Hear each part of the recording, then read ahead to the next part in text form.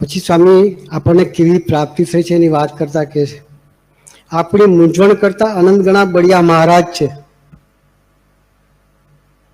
સામાન્ય પ્રાપ્તિ આપણને નથી થઈ, પોતે જ આપણને દર્શન કરાવે છે કે આપણને કેવા મહારાજ મળ્યા છે. આપણી મૂંઝવણ કરતા અનંત ગણા બળિયા મહારાજ છે, એક સેકન્ડના લાખમાં ભાગમાં મૂંઝવણ કાઢી નાખે એવા છે. એને મૂંઝવણ કાઢતા વાર નહીં, પણ એ રાખે છે આપણને પર ઉઠાડવા માટે.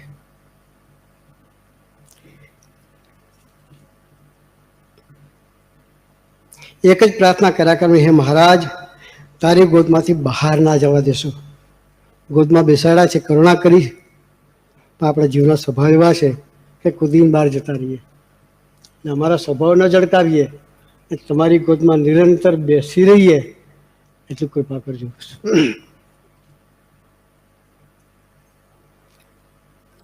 તમારી ગોદમાંથી બહાર જવા ના દેશો તો તમારા ઇન્દ્રિયો અંતઃકરણની ધારા કુંઠિત થઈ જશે.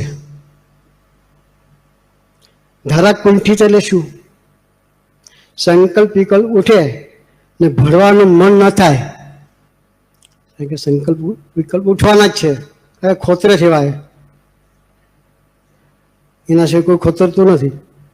બેઠા બેઠા ખોતરા કરે, આપણને સંકલ્પ ઉઠે, એ સંકલ્પ ઉઠેમાં ભણવાનું મન ન થાય, એ કુંઠિત થઈ ગઈ ધારા, અને કરવાની જવાબદારી એ લે છે આપણને. બરોબર ને સ્વામી?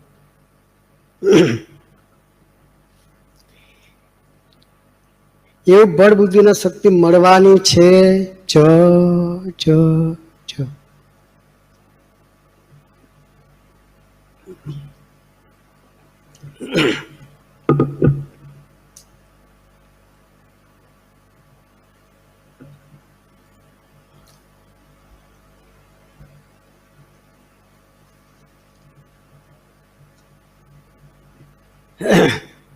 સ્વામીજી ડેનવરની ધરતી પર હતા 93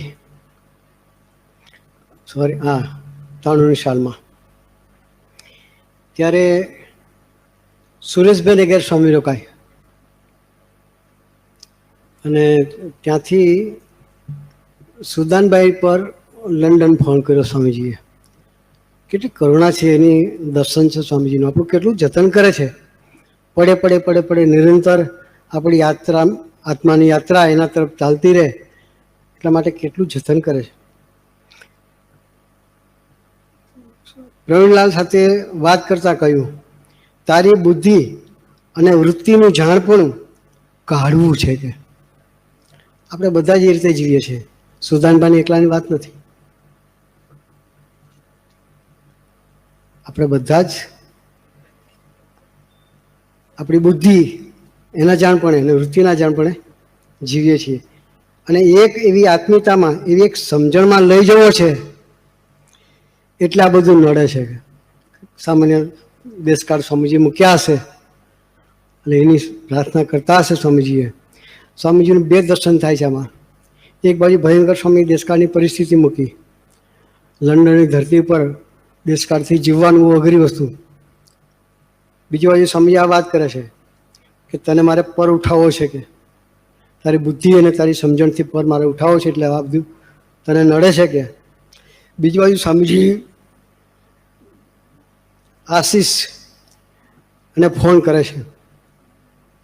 આશીષ આપણે નટુભાઈ ડેડીના દીકરાને, અને સ્વામીજી કહે છે કે આશીષ,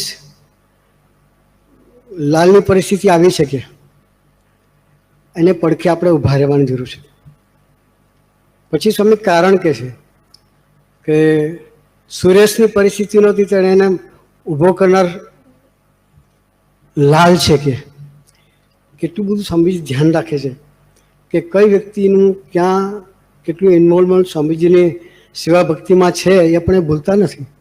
સુરેશને ઊભા કરવામાં સુરેશભાઈ આણંદવાળા, એને સપોર્ટ કરીને ઊભા કરવામાં પ્રવીણલાલનો સહકાર હતો. એટલે સ્વામીજી એના શાળાને કહે છે કે આપણે એને અત્યારે જરૂરિયાત છે તો તારે પડખે ઊભા રહેવું જોઈએ. એક બાજુ સ્વામી જતન બી કરે છે, બીજી બાજુ એને શાને માટે દેશકાળ મૂક્યો છે એનું બી સાંઈ દર્શન કરાવે છે.